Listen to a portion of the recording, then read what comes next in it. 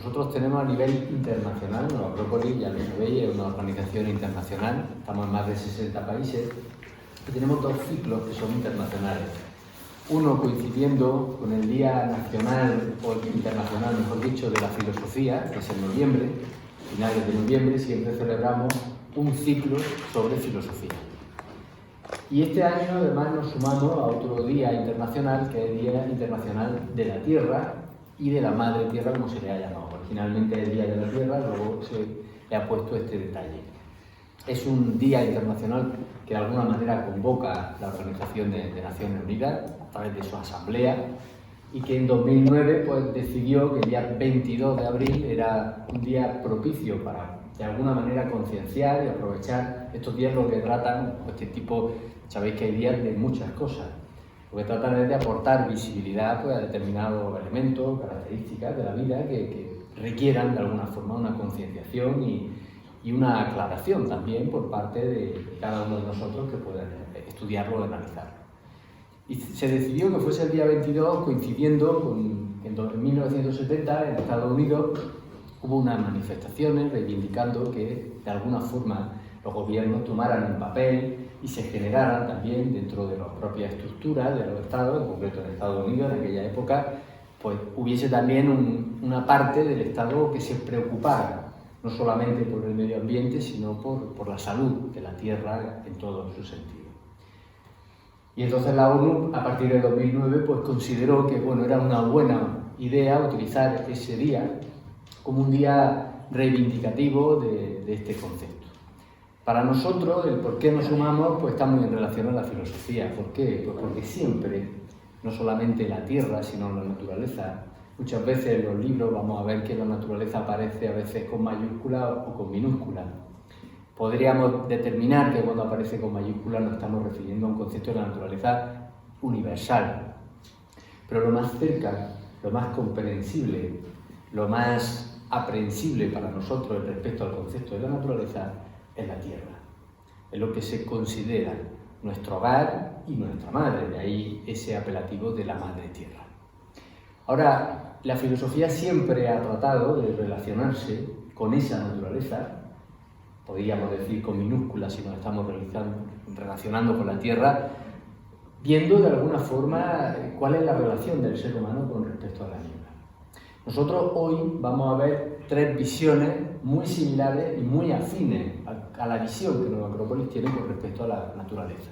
Porque al fin y al cabo, uno de los objetivos de nuestras actividades es dar a conocer cuál es de alguna manera la forma de pensamiento, muy ecléctico por otro lado, porque es así, la filosofía acropolitana, si la quisiéramos llamar de esa manera, es ecléctica, por eso es una escuela de filosofía, pero evidentemente tiene un matiz trascendente y en cierto modo inmanente. Por eso las visiones que vamos a ver hoy de la naturaleza, tanto la de Oriente, la del mundo clásico, ese mundo clásico más antiguo que se ha denominado, no sé si bien o mal, como presocrático, ¿no? Porque es una determinación bastante inexacta probablemente, y luego en muchos momentos de la historia se ha tratado de entender al ser humano en una relación natural con la naturaleza, como un conjunto, como un continuo, no como algo aislado, no como la naturaleza y el ser humano, ni siquiera lo divino y la naturaleza y el ser humano, sino como un continuo, con una visión, podríamos llamar panteísta, monista en un sentido trascendental. Y bueno, creo que son interesantes ver estas perspectivas porque son muy similares y nos van a acercar a una visión que vamos a tratar también de que sea práctica y ver en qué medida puede resultar útil al ser humano acercarse a la naturaleza desde esta perspectiva. Entonces, sin más, presento a los ponentes que van y vamos a participar en esta mesa. Va a iniciar María Dolores Fernández Figueres, que es doctora en antropología y además ha sido periodista a lo largo de toda su vida, todavía sigue publicando en El Ideal, o sea, sigue siendo periodista, publica su columna. Eso siempre. Eso siempre, uno es periodista ya para siempre. Los miércoles. Y además, los miércoles, y tiene además tiene varios libros, pero uno en concreto sobre lo que se llaman los primeros filósofos, sobre la filosofía presocrática y lo que luego ha ido surgiendo, porque también tiene sobre Platón y demás. Entonces ella nos va a dar una visión, cada intervención va a durar entre unos 15-20 minutos a lo sumo, son sintéticas, son una idea, una pincelada, pero nos va a plantear la visión del concepto de naturaleza, de physis, que se tenía en el mundo clásico y previo a ese mundo clásico. Luego va a continuar Antonio Martínez, que ha sido además durante 20 años el director de esta escuela aquí en Granada, y que además yo creo que de los que estamos aquí, junto con Harry y algunos otros, pero son de las personas que más conocen la filosofía del Oriente. Para nosotros es muy importante, porque en Acrópolis tratamos siempre de relacionar Oriente y Occidente. Hay una continuidad también en ese sentido. Entonces nos va a dar la visión de Oriente. La visión de Oriente no solo hoy, sino la visión de Oriente siempre. Ayer, hoy y no sé si mañana, pero por ahora. Y luego voy a terminar yo. Yo soy Juan Manuel de Framiñán, soy el director actual de esta escuela. Yo soy doctorado en Derecho y doctor en Filosofía también. Y yo voy a tratar de dar también de manera sintética una visión moderna, del mundo moderno, como a partir del Renacimiento se plantea de nuevo, se trata de recuperar esta visión. También luego, a partir del siglo XVIII, con esa pequeña influencia que viene poco a poco de Oriente, que también va casando, y tratar de ver un poco un sentido práctico, ya os digo, con visiones muy sintéticas, porque no vamos a ocupar mucho tiempo. Y al terminar dejaremos unos minutos por si queréis hacer alguna pregunta a cualquiera de nosotros, para que pueda haber un pequeño diálogo si cabe. Así que sin más le doy la palabra a María Recia. Muchas gracias, bienvenidos aquí a esta casa. Y espero que saquemos entre todos algunas ideas que nos sirvan para aclararnos sobre esto que se ha dado a llamar el Día de la Madre Tierra. Yo creo que lo de madre le ha dado ese matiz al poner Madre Tierra, que así se llama en las Naciones Unidas, es para, un poco para favorecer el cariño que le podamos tener a nuestro planeta, que es donde al final donde vivimos, y es verdad que es una madre que nos da de todo. Y verlo, este tema desde la filosofía, creo que es muy oportuno. ¿En qué sentido? En el sentido de que vivimos en un momento de gran confusión y de gran posverdad, no búsqueda de la verdad, conformarse con cualquier cosa que le cuenten a uno, y es un momento muy importante para ir a los orígenes de la filosofía. Esto lo digo yo y lo dicen muchos profesores y muchos especialistas, sobre todo en la filosofía antigua, ¿no? Ir otra vez a empezar a pensar, cuando se empezó a pensar sobre las cosas importantes, ¿qué se dijo, ¿no? Es decir, es importante ir a los orígenes. Nosotros en nuestra escuela de Nueva Acrópolis somos muy amantes de los orígenes de las cosas, porque cuando las cosas nacen es cuando se produce una manifestación que es oportuna en ese momento. Y bien, pues en ese sentido nos podríamos referir a esta palabra, una palabra que ya desde el principio generó enorme discusión o más bien confusión, que es la palabra physis, que se asignaba a lo que estudiaban, a lo que explicaban los primeros filósofos, que claro, hay que comprender a la gente que se confundió, porque no se sabía todavía en el mundo, lo que iba a ser el mundo clásico, que todavía no era un mundo más bien arcaico, pues no se sabía bien qué era eso de la filosofía. De hecho, la palabra filosofía la tuvo que decir Pitágoras, se dice mucho más tarde. Es decir, era una nueva manera de pensar lo que surgía en esa zona. Y en esa zona surge una serie de personajes que son esos primeros que se empezaron a preguntar racionalmente los orígenes de las cosas, los orígenes del mundo, los orígenes de los dioses, de todo. Y con el tiempo apareció la palabra physis. Todavía no sabemos muy bien quién fue el primero que lo hizo, pero llegó enseguida la confusión por lo que hemos entendido después, porque ya para traducirlo ya al castellano les decía los físicos. Yo creo que si os pregunto a cualquiera de vosotros que es un físico, pues me lo dice estupendamente. Un señor que es profesor de física, que estudia la estructura de la materia, ¿no? Prácticamente, ¿no?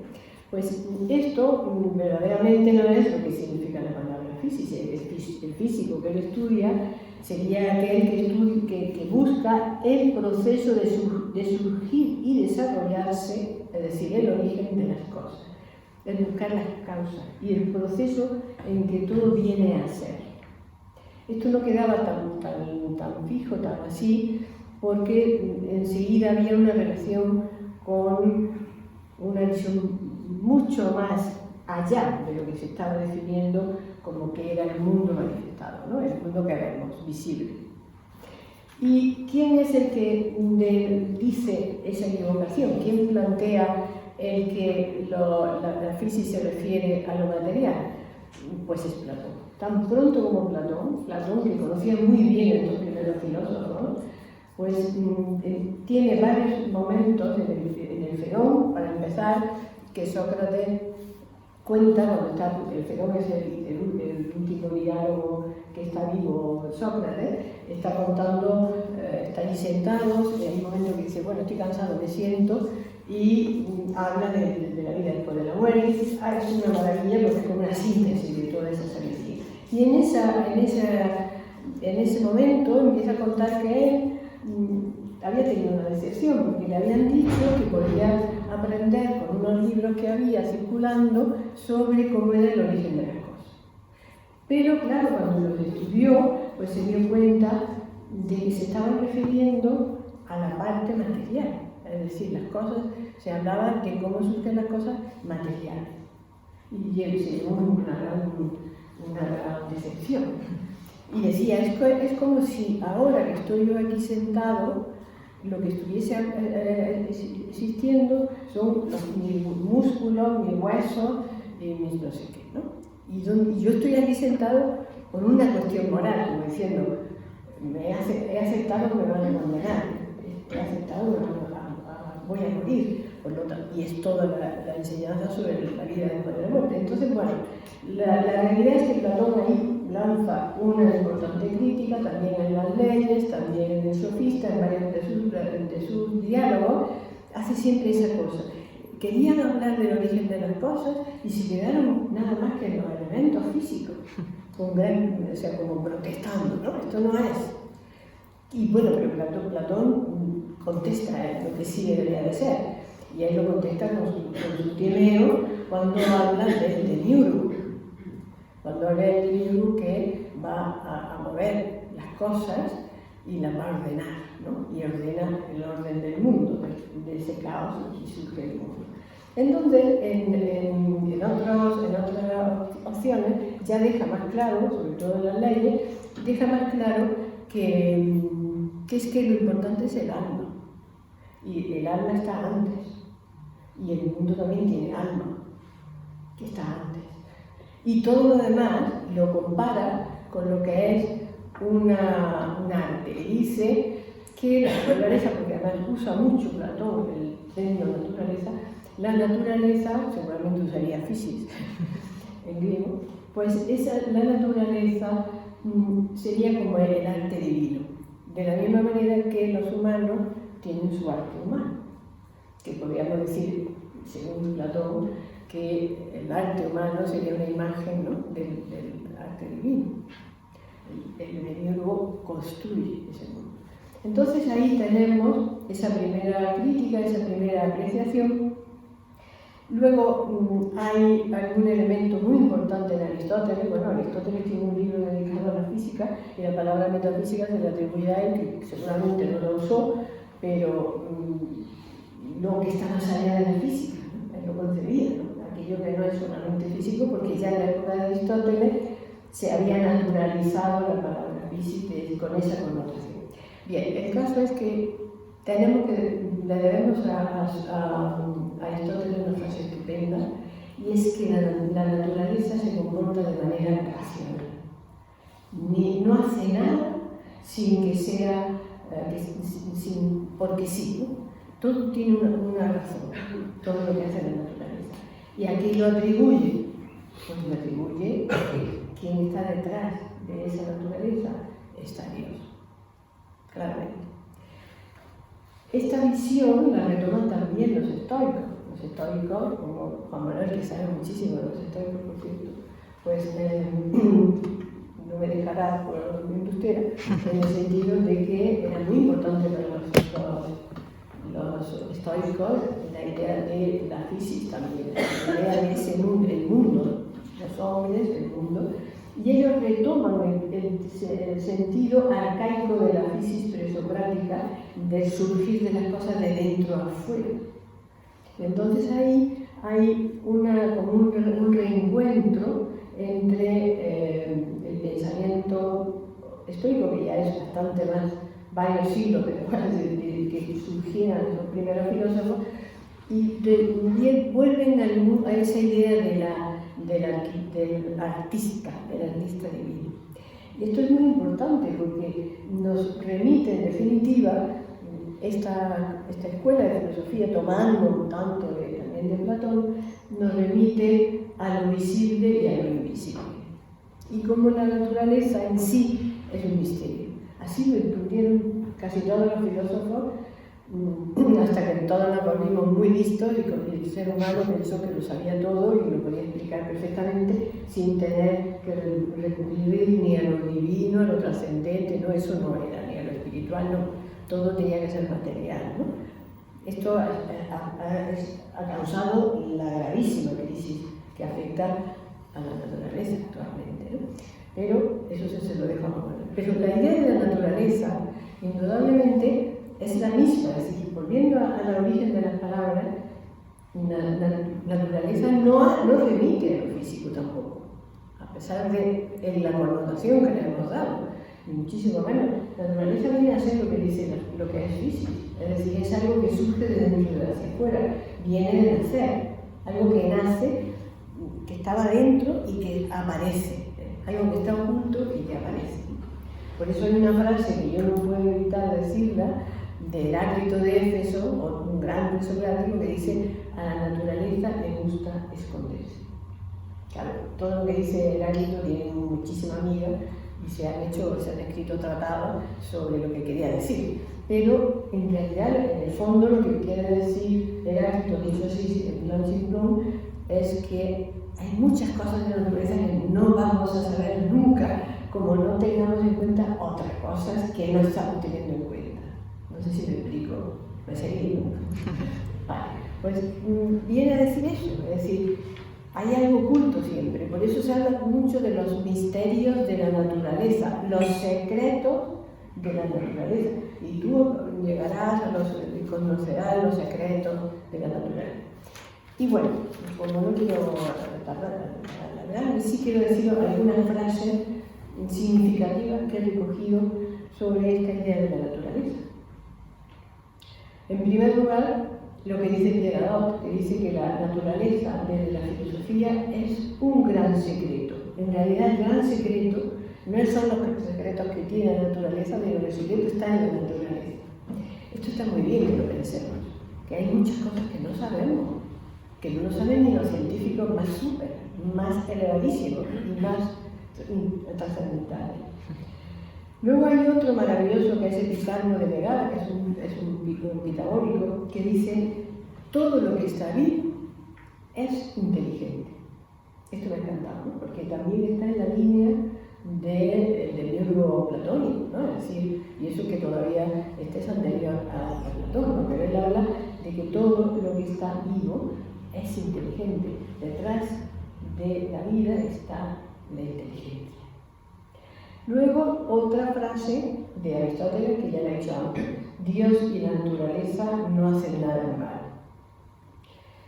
Y, para pasarle la palabra a Oriente, pues he cogido también una frase preciosa que muchos que hemos estudiado en la Escuela de Filosofía de Acrópolis, lo sabemos de memoria, que es de La voz del silencio. Es un texto tibetano, budista tibetano, súper místico y que dice lo siguiente: dice al ser humano discípulo, ¿no? A quien se dirige todo el tiempo el libro: ayuda a la naturaleza y trabaja con ella.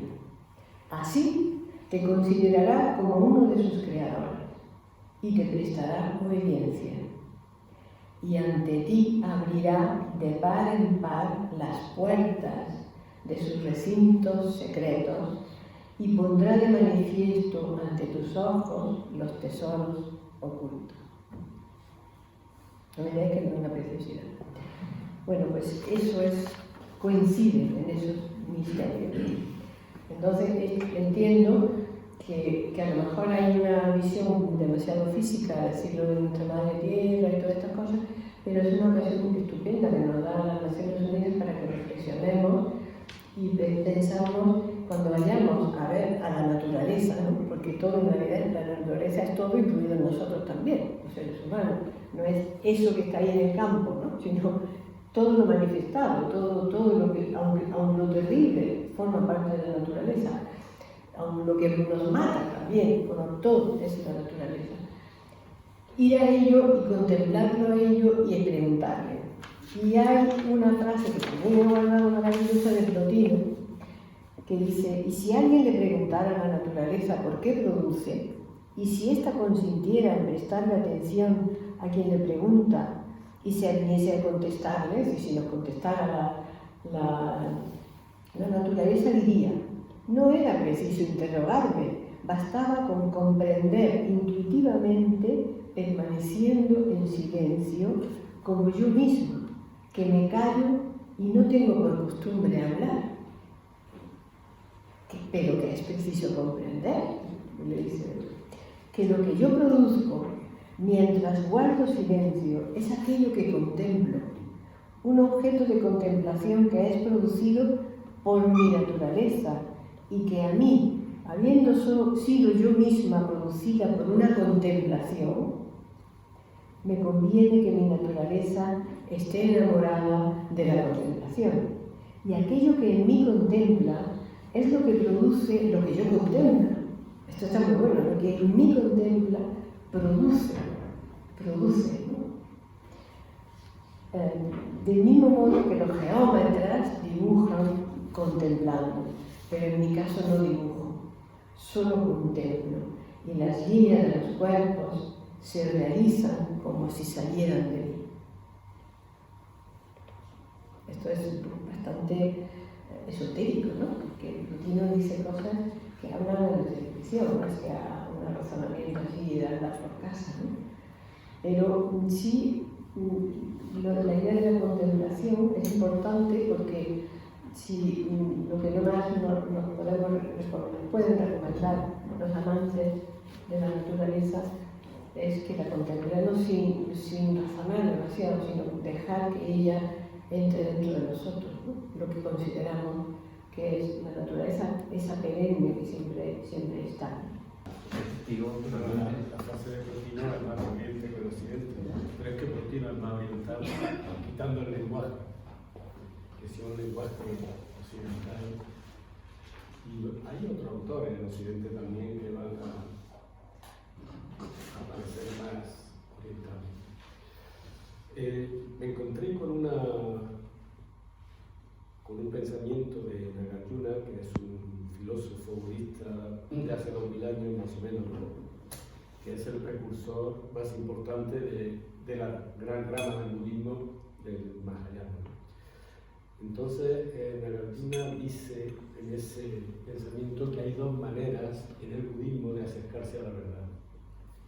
Una a través del lenguaje, y tiene sus reglas, y otra a través de los ritos y del arte. Y me pareció interesante por el ciclo porque hoy estamos con el lenguaje, a ver si soy capaz de seguir las reglas de Nagarjuna para ese lenguaje. Pero mañana tenemos una actividad preciosa, porque pude ver un trocito del ensayo ayer, y os animo a que no la perdáis, porque efectivamente a través del arte hay una vía impresionante para captar de otra manera las cosas, en este caso, que nos ocupa la naturaleza. Y luego el sábado tenemos una actividad que si la hacemos ritualmente, completaría los tres aspectos que menciona Nagarjuna, porque vamos a hacer una limpieza ecológica en un sendero precioso de Granada, y lo podemos hacer ritualmente, es decir, con un sentido, ¿no? Aparte de quitar la basura meramente. Bueno, lo que llamamos Oriente, aún hoy día, comprende unos territorios vastísimos, es decir, todo el Asia Central, la India, China, Japón, a grosso modo, ¿no? Y unos territorios donde ha existido el ser humano desde los tiempos inmemoriales y donde se han generado inúmeras culturas y algunas de las civilizaciones más importantes de la humanidad. Además, en eso que seguimos llamando Oriente, surgieron y siguen estando algunas de las religiones universales de la humanidad.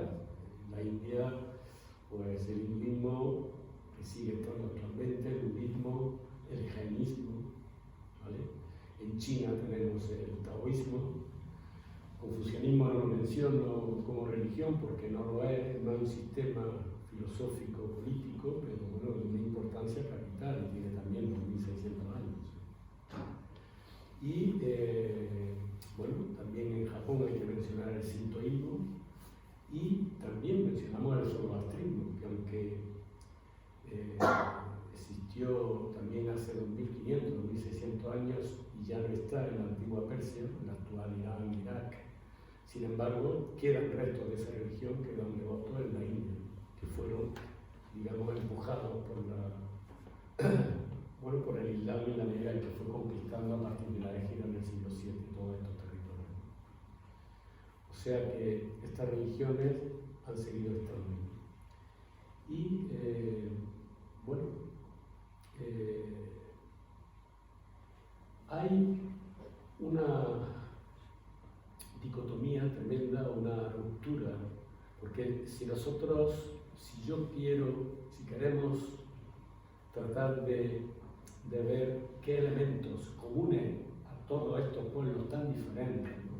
Todas estas culturas o civilizaciones tan diferentes, si hay algunos elementos comunes con respecto a la visión de los seres humanos de la naturaleza, yo diría que sí que los hay, y que son además los mismos muy similares a los que podíamos encontrar en ese mundo occidental anterior a, bueno, a hace 2000 y pico años. No son tan diferentes, e incluso de otras civilizaciones. Lo que ocurre es que en Occidente hay un momento, repito, hace 2000 y pico años, Derrida habla que desde Aristóteles, o antes, donde lo que llamamos Occidente toma otro camino. Toma otro camino que con el tiempo va a derivar en lo que podemos llamar la visión del mundo occidental y que nos ha acompañado hasta ahora y que de alguna forma nuestra forma de entender la vida y la naturaleza es el resultado de todo ese largo camino que emprendió Occidente en un momento determinado. En ese camino hay dos elementos importantes, entre otros. Uno es que se va a situar la racionalidad, o sea, la razón, como centro y eje del ser humano. Y como el foco fundamental desde el cual conocer, bueno, pues los misterios que mencionamos ahora, los misterios del mundo, que son los que nos preocupan a todos. Eso por un lado. Y por otro, porque en un momento determinado se va a cultivar una religión en la que hay un Dios que crea el universo, que crea la tierra y a sus seres, los crea de la nada, y sitúa al ser humano como centro de esa creación. De manera que todos esos seres y toda esa creación estén al servicio del ser humano. Y además es una creación creada por quien no está desde entonces, una vez creado, en la misma creación. Es decir, ese Dios creador va a terminar siendo ajeno a la propia creación que genera. Es como si se sitúa allí fuera. Esto, a lo largo del tiempo y de los siglos, va a conformar dos elementos muy importantes, repito, en esa visión del mundo que llamamos occidental, y que nos han traído con sus cosas buenas y con sus cosas malas a la situación presente. Todos los intentos, y yo me imagino que tú luego hablarás de algunos de ellos, que ha habido a lo largo de la historia de la filosofía por cambiar estos parámetros, estos paradigmas, pues no han funcionado. Fijaros lo que se tarda en cambiar la mentalidad o la forma de entender el mundo de un pueblo, de una cultura. Se tarda muchísimo. Pero bueno, eso es así. En Oriente, sin embargo, Oriente siguió su camino. No hubo nunca esa ruptura.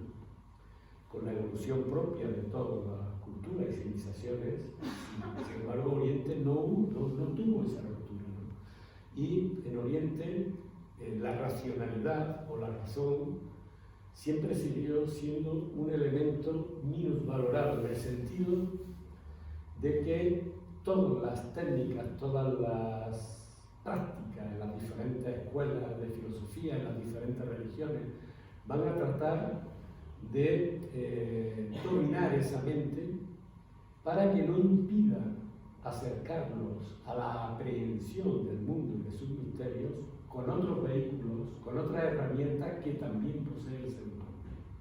Porque esa mente racional, desde la perspectiva en general de Oriente, estorba, impide la aprehensión más profunda de los misterios. Porque la mente racional es una mente dualista, es una mente polarizada, siempre permanentemente entre los dos opuestos, lo bueno, lo malo, la vida, la muerte, lo trascendente, lo inmanente, el mundo inteligible, el mundo sensible. Hay que superar esa mente y ahí todas las técnicas de los las primeras prácticas que hacen los discípulos en los diferentes sistemas siempre van a ir dirigidas a controlar, dominar esa mente. No a eliminarla, porque sería absurdo, ¿no? Una lectura a veces tergiversada por parte de Occidente.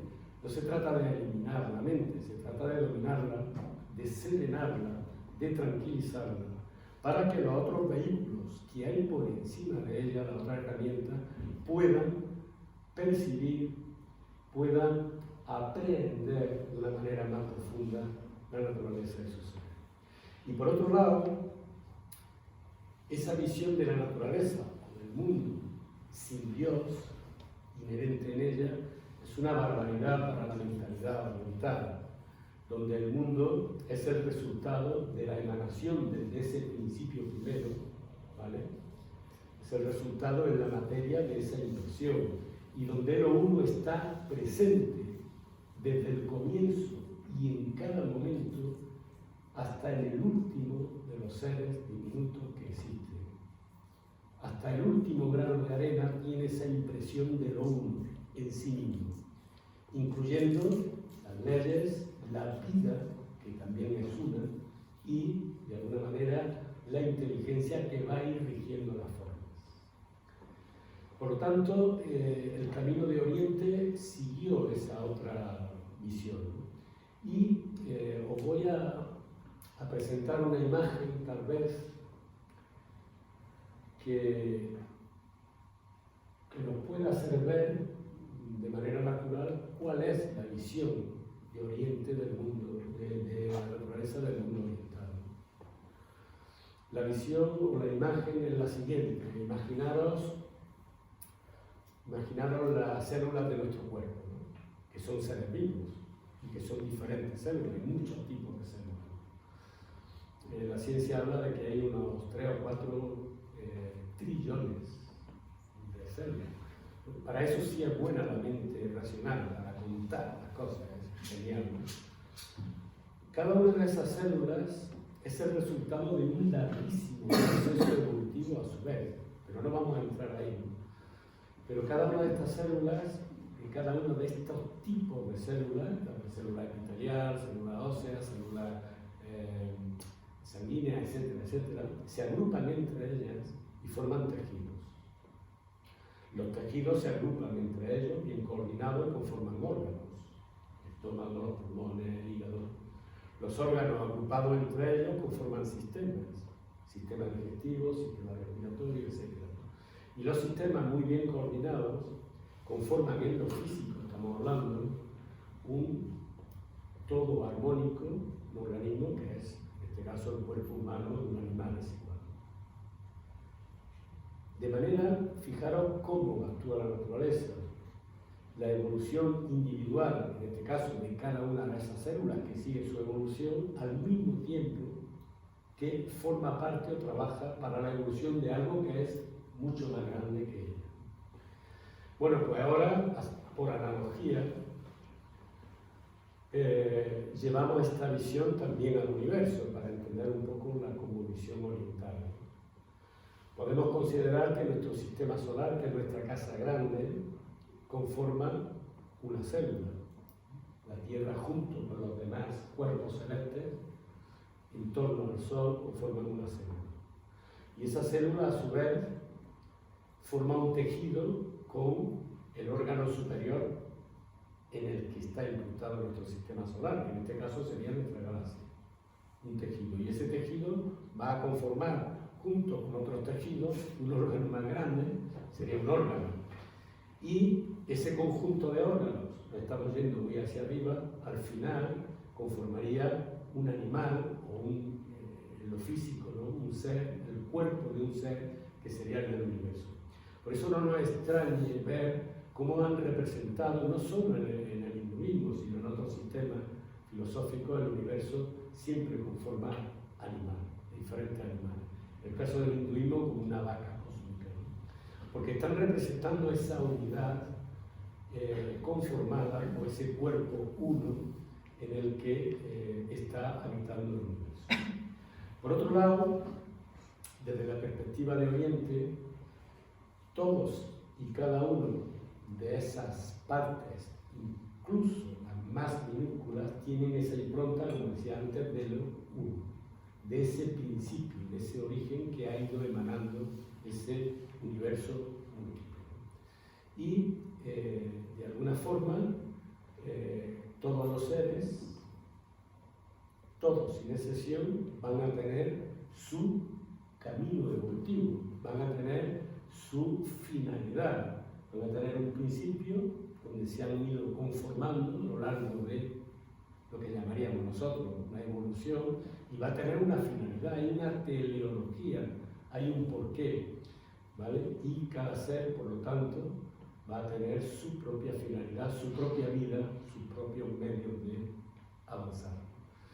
Y desde esa perspectiva, obviamente la Tierra como tal es un ser vivo. Es un ser vivo, nosotros vivimos en su cuerpo, pero la Tierra es un ser vivo que tiene, aparte de ese cuerpo, tiene sus otros vehículos energéticos, tiene su mundo de sentimientos y tiene su mente también. La Tierra nos presta la materia para nuestro cuerpo y los otros cuerpos también, pero ella sigue su propia evolución. Y cada uno de los seres que viven también en la Tierra, sean rocas, montañas, vegetales y animales, y el hombre también, los seres humanos, pues tienen también su propia evolución individual, aunque conformen conjuntos más grandes. Por lo tanto, la visión de la naturaleza desde esa perspectiva se deja entrever fácilmente. Es decir, hay un respeto por lo uno que habita en todos los seres, es decir, por ese ser espiritual, como queráis llamarlo, por esa presencia de lo esencial en todo ser, y por otro lado, un respeto a ese ser evolutivamente hablando, porque tiene el mismo derecho que cualquier otro a su propia vida, a su propia evolución. Hace poco leía una noticia que me llamó la atención, porque todavía hoy en día, en algunas áreas rurales de la India, cuando van a construir un edificio para la cimentación, hacen un ritual llamado un sacerdote, hacen un ritual para pedir permiso a la tierra para excavarla y hacer esa cimentación, dando la explicación de lo que van a hacer y por qué. Esto está insertado en esa visión. Todo está vivo, todo está traspasado por esa vida una que adopta números o infinitas formas, pero que es una y la misma vida. Lo mismo, como decía antes, en un grano de arena que en un ser humano. Y el respeto a la naturaleza está fundamentado en esa cosmovisión. No tirar, podríamos poner un ejemplo, basura al mar o a un río, no se haría desde esa perspectiva porque el río o el mar nos va a devolver la basura a nosotros, seguiríamos teniendo una visión egocéntrica. Se hace por respeto a eso que es espiritual ahí en ese río y por respeto al propio río que también tiene su entidad, su ser y su evolución. Por lo tanto, la relación de Oriente, por lo menos hasta hace algunos siglos, dado que la influencia del mundo occidental en Oriente desde el siglo XVIII ha sido tan potente que ahora todo está fundido. Pero la visión de lo oriental con respecto a la naturaleza es considerar a la naturaleza como un soporte de lo sagrado. La naturaleza es sagrada, la tierra es sagrada y todos y cada uno de sus seres son sagrados, por lo tanto merece el mismo respeto que los seres humanos. Muy bien, muchas gracias, Antonio. Bueno, yo la verdad que no sabíamos lo que íbamos a hablar cada uno, pero no sabía de qué iba a hablar cada uno concretamente. Y es interesante que al tener que agrupar en una visión más moderna, constato con lo dicho por una parte y por otro, cómo los elementos siguen estando presentes. Que realmente el origen de esa dicotomía de la que hablaba Dolores al principio y luego ha planteado también Antonio muy bien, que es una dicotomía racional, porque es una de las características que tiene la razón, que no puede entender un concepto sin su contrario, es una herramienta magnífica, maravillosa, fundamental para cada uno de nosotros, pero no es la única herramienta de la que disponemos, ¿no? Que yo creo que es algo que hemos coincidido en las dos visiones. Realmente hoy hablar de Oriente y Occidente es difícil por una cosa que ha dicho Antonio, y es que realmente todo está muy occidentalizado. Si con Occidente nos estamos refiriendo a una forma de entender el mundo y de vivirlo, y de alguna manera también se han ido rompiendo, perdiendo por el camino algunas cosas, pero también se han ido recuperando.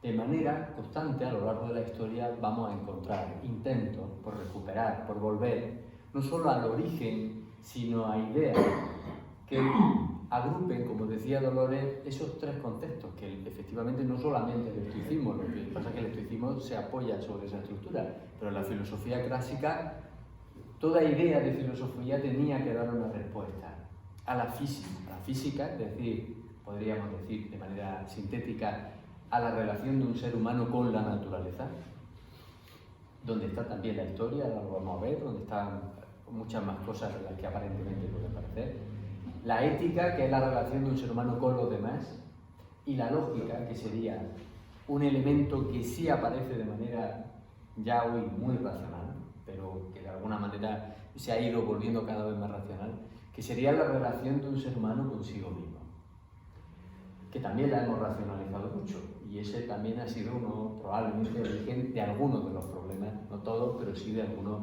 de los problemas. Cuando nosotros vamos a buscar algo de Oriente y de ese mundo clásico, preclásico, en la modernidad, y como modernidad me voy a referir a un periodo muy amplio, me voy a referir al mundo moderno, o a la edad moderna, ¿no? Desde el Renacimiento, pero también a ese mundo contemporáneo que surge y al que muchas veces nos referimos con modernidad. Y me refiero a esa explosión demográfica, técnica y a todos los niveles, también intelectual, que supone el paso de finales del siglo XVIII al siglo XIX. Son momentos clave y también ahora creo que estamos viviendo uno de esos momentos de gozne y de cambio. En todos esos momentos van y aparecen estos intentos de recuperar, que son por una parte voluntarios, es decir, hay gente que trata de recuperar esa visión del mundo porque ve que es necesaria y porque es útil, y otras porque de manera natural nos surge. Cuando todo decae, y eso es algo que aparece muy presente en la filosofía, cuando las estructuras sociales empiezan a quebrarse, cuando los grandes discursos o grandes metarrelatos, como los va a llamar Lyotard, empiezan a decaer, discursos sociales, políticos, religiosos, económicos, ¿con qué se queda el ser humano? ¿Qué es lo que tiene? ¿Dónde se puede asir? ¿Dónde se puede sujetar? ¿Dónde se puede apoyar? ¿Y dónde va a volver sino a su propia naturaleza? ¿Y cuál es esa propia naturaleza? La naturaleza en sí, tal como han explicado ellos dos. O sea, cuando uno no encuentra elementos racionales sobre los que apoyar el sentido de su vida y su vivencia, pueden pasar dos cosas: o quiebra o renace algo, como vamos a encontrar también en muchos mitos, en muchas viejas historias, renace algo dentro de sí que surge de lo racional, pero que tiene algo más. Podríamos llamarlo intuitivo, si no confundiéramos a lo mejor la intuición con algo facilón, que muchas veces es más un prejuicio que otra cosa. Es simplemente una vivencia que podemos tener y que se convierte en constatación en cada uno de nosotros y que por vivencia interna muchas veces, por no decir siempre, es intransferible, no la podemos transferir. Podemos comentarla y si alguien ha tenido algo parecido nos va a entender, o podemos pensar que nos entiende, no sé hasta qué punto, porque hasta qué punto pueden ser dos vivencias exactamente iguales. Pero esa búsqueda de esa naturaleza original que está en la vivencia, en la acción, tiene mucho que ver con algo que rompe por completo la visión que Occidente ha ido generando de la naturaleza. Para poder medirla y para poder pesarla, tratamos de detenerla en el tiempo y en el espacio. Pero la naturaleza es tiempo y espacio en movimiento. Está en permanente cambio, como por ejemplo podríamos ver también en Oriente en ese magnífico texto como es el I Ching, ¿no? O libro de las mutaciones. La naturaleza siempre se mueve y lo podemos ver en nosotros mismos. Tratamos de definirla, tratamos de cogerla, pero cuando hemos cogido algo ya no es, ya ha dejado de ser. Y ese es el gran problema. Lo hacemos desde una perspectiva fija y no desde una perspectiva móvil. Porque en el movimiento es donde está la vida, es donde se desarrolla la vida. Ahora, cuando nosotros detenemos de manera artificial ese tiempo y ese espacio para poder contemplar algo que no puede detenerse, entonces la dividimos en pares de opuestos, como bien ha dicho Antonio. Entonces generamos dicotomías, espacios temporales, y todo tiene que tener un principio y todo tiene que tener un fin. Como nosotros lo tenemos y no podemos evitarlo, ya tratamos de adjudicárselo a todo, porque además nuestra concepción, como le dice el espíritu de la tierra a Fausto cuando se presenta ante él, te puedes igualar al espíritu que tú concibes, no a mí. Porque el ser humano siempre va a analizar la naturaleza desde sus propios límites y va a tratar de aplicarle esos propios límites a la naturaleza. ¿Qué límites son esos? El primero es un límite espacio-temporal. No podemos pensar en lo eterno porque en nosotros nos resulta difícil poder ver algo que lo pueda ser. Todo tiene un principio y todo tiene un fin. Pero hay más elementos. Si queremos adjudicarle una inteligencia, como decía ella, le aplicamos una inteligencia humana. Si hablamos de razón, será algo parecido a la nuestra. O sea, no podemos entender algo que no esté dentro de los límites que circunscriben nuestra concepción y nuestra percepción del mundo. Racionalmente también hemos dividido la naturaleza en conceptos morales, bien y mal. Y hemos tratado de situar todo el bien en un sitio y todo el mal en otro. Y algo intermedio que es difícil de definir, que sería el mundo, donde nosotros nos movemos o donde se desarrolla la vida. Pero al mismo tiempo que se genera esa dicotomía, se habla del concepto de absoluto. Y a lo mejor hemos dado forma humana a un concepto de lo divino, como luego se le va a dar el término neutro, para tratar de eliminarle esa forma humana que muchas veces le damos a ese misterio que hay en la naturaleza, a ese trascenderla que muchas veces nos hace pensar que tenemos que ir a otro lado y que simplemente puede ser, quizás, no lo sé, profundizar un poquito más en ella, tratar de acercarnos con un estado de conciencia que nos permita penetrar un poquito más en las cosas y entender que estos conceptos son relativos, a pesar de que el ser humano tenderá de manera natural a tratar de buscar el bien, aunque no todos concibamos el bien de la misma manera. Pero la naturaleza, si tiene una moral, no es tampoco la nuestra. Si tiene una inteligencia, no es igual que la nuestra. Y así con todos los conceptos. También metafísico, espíritu y materia. Y hemos generado esa ruptura que probablemente tiene mucho que ver también por la influencia que ha podido tener las últimas religiones, sobre todo por ese concepto del monoteísmo. No por lo que implica en el determinar algo como mono o uno, sino por el hecho de considerarlo como único y verdadero con respecto a todos los demás. Cada vez que alguien afirma esto es verdad, está racionalmente negando la tesis opuesta.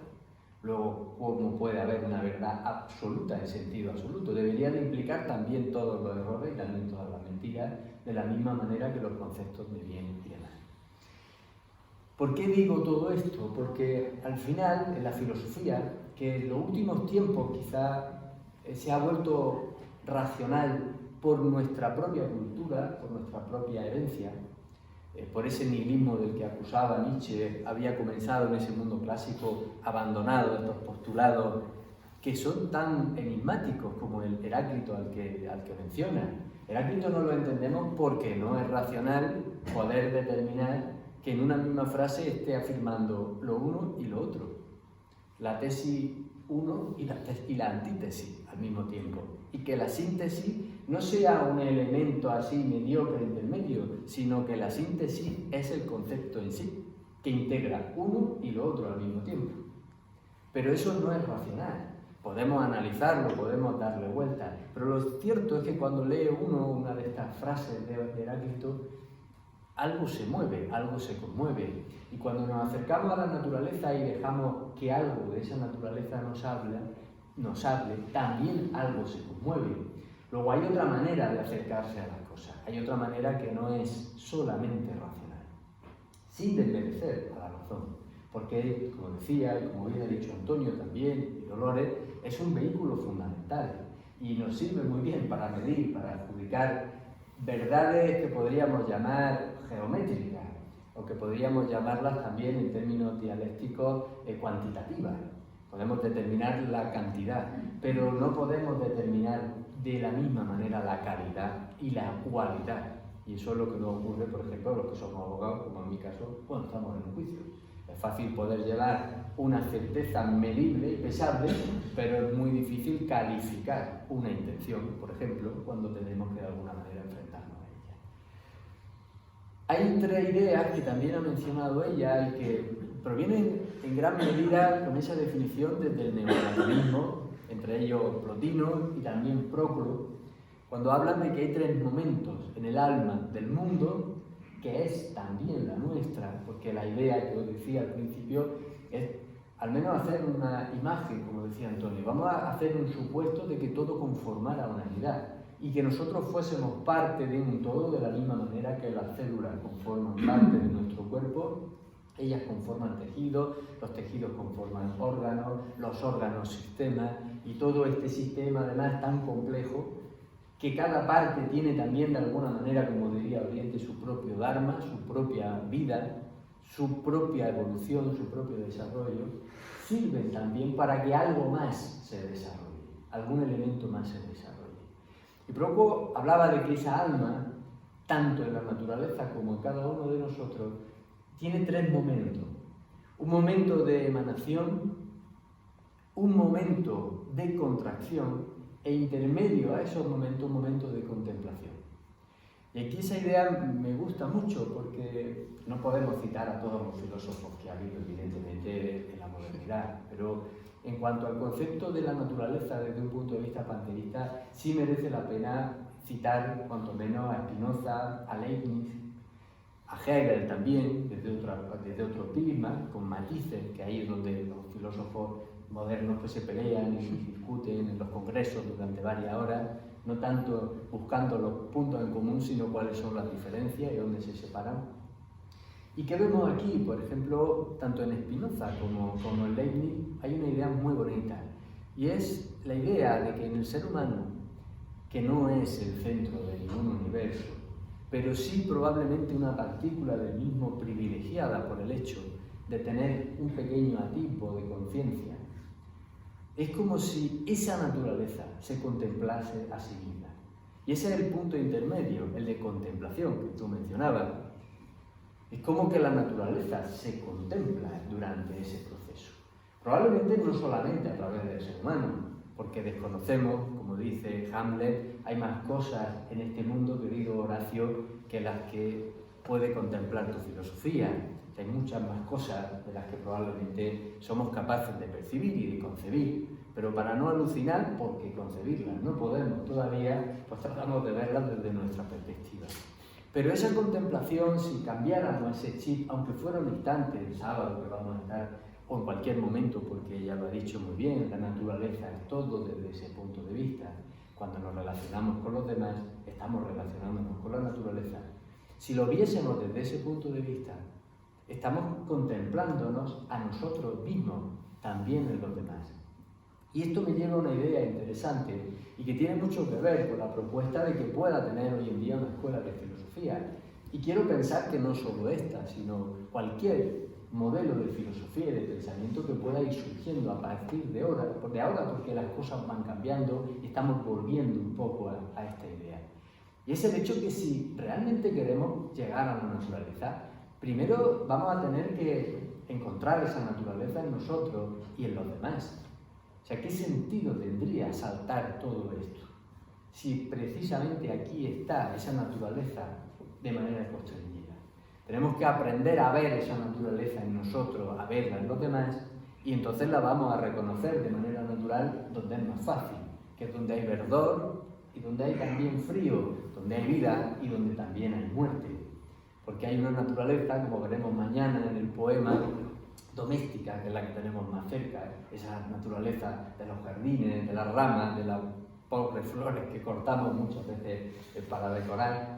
Y hay una naturaleza salvaje que nos parece despiadada ante una moral humana, pero que sin embargo tiene en cada partícula de sí toda la potencia de lo que, como queramos llamar, es el misterio. Llamémoslo lo divino, lo oculto, o como queramos darle el nombre. Entonces, por lo tanto, podríamos ver que en las cosas hay una esencia y una apariencia sin tener que desgranarlas, porque están incluidas y están recogidas, y cuando uno da un abrazo a alguien que quiere y que ama, lo abraza con el cuerpo y con más cosas, ¿o no? O sea, hay algo más que se desarrolla. Tenga su efecto donde lo tenga. A un plano físico hay otro elemento en el alma humana, si queremos partir de esa premisa, que vibra a través de lo físico. Luego está ahí también en lo físico algo más. Hay algo inmanente en toda la naturaleza y en todas las cosas. Y por supuesto, cómo no, en los seres humanos. Y esto me lleva a una idea con la que ir un poco cerrando, que es la idea de tratar también de entender que, aunque el ser humano trata de ordenar, aglutinar de manera muy aristotélica en ese sentido la naturaleza para poder entenderla, nosotros hemos tratado de entender la naturaleza para ponerla a nuestro servicio, no para integrarnos en ella. Pero tanto la ciencia como ese racionalismo de hoy nos puede servir mucho para poder acercarnos de otra manera. Son herramientas importantísimas, porque cuando uno comprende racionalmente algo, es como que ha ido con una barquita un poquito más lejos. Y a lo mejor ahí sí puede dejar un poco de lado la barca para seguir un poco más, pero necesita tener un cierto conocimiento de cómo funcionan las cosas para profundizar muchas veces en ellas. De la misma manera que tenemos que conocernos entre nosotros primero para poder profundizar lo uno en lo otro y llegar a un poquito más. Y ahí está la idea de lo dionisiaco, de lo apolíneo. Con esto también os invito a lo de mañana, a ese lenguaje simbólico del que refería Antonio. Mañana vamos a hacer un recital de poesía muy neoplatónico en ese sentido, en el que está presente, a través de los símbolos que son propios de los mitos, de Venus y el nacimiento de Venus y demás, cómo la vida llega a este planeta. Y este planeta se constituye como un planeta capaz de dar vida, que es algo propio de nuestro planeta. Y eso en el mundo clásico está representado de manera simbólica.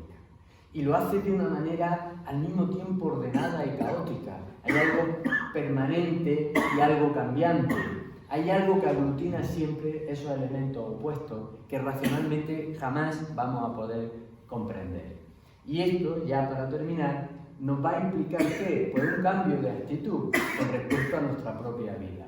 El hecho de que para poder llegar a los demás a veces hay que dejar algunos elementos de lo que yo quiero, lo que me gusta, lo mío, yo, para poder empezar a pensar, como decía Salvador de Madariaga, pensar en plural, sustituir el yo por el nosotros. en el que el yo sigue incluido, o sea, no está sustituido, no es generar una especie de masa informe que tiene otro nombre. En el nosotros estoy yo y los otros. Pensar en plural como un primer paso para el bien común y para una comprensión total de la naturaleza, de la propia, de la ajena y de la circundante. ¿Y eso qué implica? Aprender a vivir y aprender a morir. Y termino con una frase que me gusta mucho de Nietzsche, que escribe en uno de sus libros más tardíos, cuando ya estaba un poco con esa genialidad que a veces nos brinda la locura, y dice: sale muy caro ser inmortal, lo que implicaría de alguna manera estar en conexión con la naturaleza. Se ha de morir para ello todos los días.